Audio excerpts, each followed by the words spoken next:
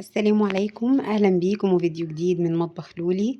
هنعمل بقى النهاردة الكيكة الراعي الرسمي للشتاء، وهي كيكة البرتقال. كيكة في منتهى البساطة وهشة جدا وفي منتهى الطعامة، غير بقى انها مليانة بفيتامين سي اللي كلنا محتاجينه في البرد. الوصفة دي بقى ثابتة معايا بنفس المقادير كده من سنين فاتت، ما بغيرهاش بصراحة. مهما طلعت بقى وصفات جديدة، مهما كان في حاجة مختلفة شوية، حتى لو جربت برجع برضو لنفس الوصفة دي لأنها بجد عن جدارة تستحق التجربة دايما. يلا بينا نسمي الله ونبدأ الوصفة. بس قبل ما نبدأ، يا ريت اللي لسه ما اشتركش في القناة يشترك وفعلوا جرس الإشعارات عشان يوصل لكم إشعارات بكل وصفاتي الجديدة أول بأول، ولايك وشير مع حبايبكم لو عجبكم الفيديو. مقاديرنا بقى بسيطة وإن شاء الله كلها موجودة في البيت. عندي دول 3 بيضات، وكوباية وربع من السكر، ممكن تبقى كوباية بس، وكوبايتين وربع من الدقيق، معلقتين من النشا، معلقة كبيرة من بشر البرتقال، كوباية من عصير البرتقال، تلت كوباية زيت وتلت كوباية سمنة، يعني المجموع تلتين كوباية من السمنة على زيت، ومعلقة كبيرة من الخل، وكيس بيكنج باودر، وكيس فانيليا. في الأول دول 3 بيضات بدرجة حرارة المطبخ، ومتفقين طبعا انه لو في التلاجة، وطبيعي نكون في التلاجة، هنخرجه من قبلها على الأقل ساعة. ده بقى كوباية وربع من السكر الأبيض الناعم. ولو السكر اللي عند خشن يبقى ناخد كل المقادير اللي هنحطها السائلة في الخلاط، نضربها مع بعض عشان السكر ينعم. انا علشان مستخدمة سكر ناعم محتاجتش ان انا اعمل خطوة الخلاط. هنضرب بقى السكر مع البيض كده حوالي دقيقتين 3 لحد ما ينعم معاه، وكمان يعمل فوم بسيط كده ولونهم يفتح. زي ما قلت لكم من شوية، لو السكر اللي عندنا خشن في الخلاط هنضرب السكر والبيض والزيت وعصير البرتقال، هنضربهم مع بعض كلهم وبعدين نفضيهم في بولة ونبدأ نضيف المكونات الجافة عليهم. زي ما احنا شايفين كده لون البيض بدأ يفتح إلى حد ما، وقوامه ارتفع طبعا عن الأول. في الوقت اللي احنا بنكون بدأنا فيه في عمل الكيك، بنشغل الفرن البوتاجاز على درجة حرارة 180 على الأقل 10 دقايق قبل ما نبدأ. هضيف هنا بقى الفانيليا، وهضيف معلقة كبيرة من الخل.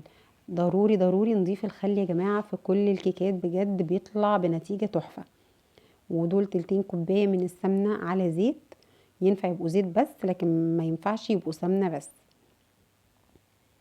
هنقلبهم بقى مع بعض بالشكل البسيط ده.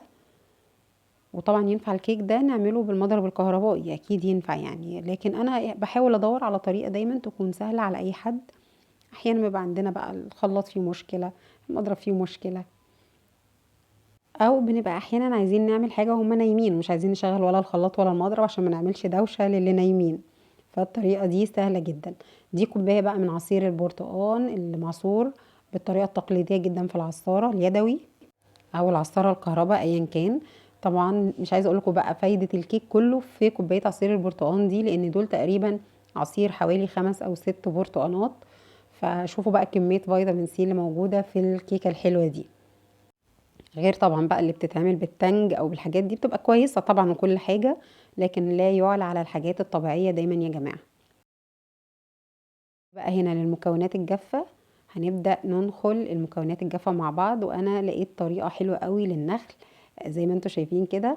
بدل بقى ايه ما ننخل بالمنخل كده والدنيا تبوظ الدنيا حوالينا، لا، نقلب الدقيق في المنخل بالشكل اللي انتوا شايفينه ده. اعتقد الصورة واضحة. الطريقة دي حلوة جدا، ما بتخليش ولا فتفوت الدقيق تطلع بره الطبق، غير ما ننخله في المنخل على طول كده.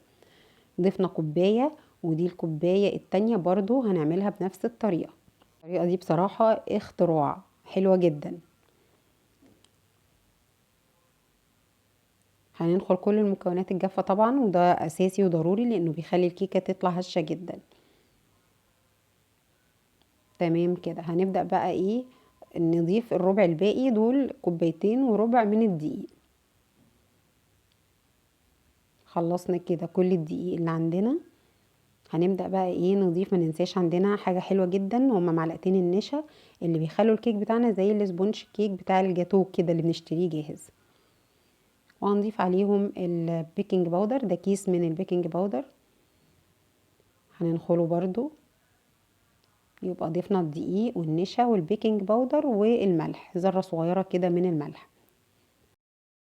هنقلب كل المكونات بالمعلقة مع بعضها كده علشان ايه، البيكنج باودر يتوزع كويس قوي جوه الدقيق، ويخلي الكيك طالع كله ارتفاعه واحد، ما يبقاش فيه حتة عالية وحتة واطية في الصينية. كده تمام. هنبدأ بقى ايه، نضيف اخر حاجة هي خطوة اضافة المواد الجافة على المواد السائلة. هنضيفها على مرتين، هنضيف شوية كده علشان يدينا قوام ناعم. المفروض ان احنا نضيفها على مرتين، ونقلب لحد ما الخليط كله يمتزج في بعضه والدقيق يختفي تماما في المكونات السائلة. هبدأ اضيف بقى ايه الجزء التاني من الدقيق، واقلبهم برضو بالراحة كده. انتوا استخدموا بولة اكبر شوية، لان انا بعد ما استخدمت دي اكتشفت انها كانت صغيرة، لكن كسلت طبعا اجيب واحدة تانية علشان مش عايزة اغسل مواعين كتير. خلاص كده ضفنا الكمية الباقية من الدقيق، هنخلطها برضو كده بالخليط بتاعنا لحد ما يتجانسوا كده. انا كنت بظبط هنا الفرن ورجعت. فخلاص كده هتبقى لنا بقى حاجة واحدة، هي معلقة كبيرة من بشر البرتقال، ودي ضرورية جدا جدا جدا. انا بشر البرتقال ده بخزنه من السنة للسنة، طبعا ده فريش بتاع البرتقال اللي انا لسه ضايفاه للكيك. طبعا باخد منه معلقة واحدة بس، والباقي اللي انا بشرته بتاع كمية البرتقال اللي انا عصرتها بحطه في برطمان ازاز واقفله كويس قوي وادخله الفريزر. استخدمه بقى طول السنة، وبحطه طبعا على الكيكات في الوقت اللي بيبقى مفيش فيه برتقان في السوق. كده تمام. خلطنا كده كل المكونات، وهنشوف قد ايه خليط الكيك بتاعنا ناعم ومتجانس وفي منتهى الجمال. نجيب بقى الصينية بتاعتنا اللي احنا مجهزينها من قبل ما نبدأ في وصفة الكيك، علشان قلنا ما ينفعش نركن الكيك بعد ما نكون عملناه. لازم اول ما نخلصه نحطه في الصينية وندخله في فرن سخن. هنبدأ بقى نجيب دي الصينية بتاعتنا، هنصب فيها الكيك بعد ما بنكون دهناها بمادة دهنية وبطناها كده بشوية من الدقيق. طبعا انا عارفة ان كتير جدا جدا مننا عارفين الخطوة دي، لكن انا بعرف كمان البنات الصغيرين اللي لسه داخلين المطبخ جديد، وعرايسنا الجداد طبعا اللي دايما بيسألوني، من صحابي وحبايبي اللي دايما يسألوني عن التفاصيل الصغيرة دي. كده خلاص صبينا كل كمية الكيك في الصينية.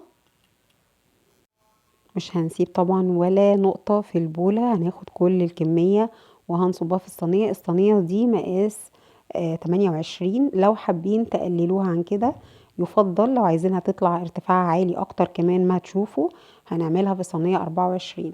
بس انا بالنسبة لي الارتفاع ده كان كويس جدا. دخلناها الفرن، قعدت حوالي من 25 ل 30 دقيقة بالظبط، ما كانتش اكتر من كده. وزي ما احنا شايفين بندخل الخلة فيها بتطلع نظيفة. هنقطعها التقطيع طبعا اللي انتوا عايزينها، عايزين تقطعوها بقى مربعات بسمبوكسات كده زي ما انتوا عايزين. انا شخصيا بفضل تقطيعها بالشكل اللي انتوا هتشوفوه دلوقتي. وما ننساش طبعا زي ما شفنا في الفيديو ان احنا نخبط الصينية كده بعد ما صبينا فيها الخليط خبطتين 3 كده على الرخامة بالراحة عشان نخرج منها اي فقاعات هواء موجودة فيها، وبعد كده ندخلها الفرن. هنقطعها بقى باي شكل انتوا حابينه، والمفروض ان احنا ما بنقطعش الكيك غير لما بيبرد تماما علشان يطلع معانا متماسك وكويس. بس انا كنت مستعجلة علشان عايزة اوريكم قد ايه هي طالعة هشة وجميلة، وكمان كانوا عايزين ياكلوا منها بصراحة، فاضطريت اقطعها وهي لسه سخنة. برضو طلعت حلوة وكل حاجة، لكن الافضل الكيك ما نقطعوش غير لما يبرد. طلعت بقى بالجمال والروعة اللي احنا شايفينها دي. ما شاء الله بجد هتعجبكم جدا. خلص في الفيديو النهاردة، خلصناه بسرعة وبمنتهى السهولة. اتمنى الوصفة تكون عجبتكم.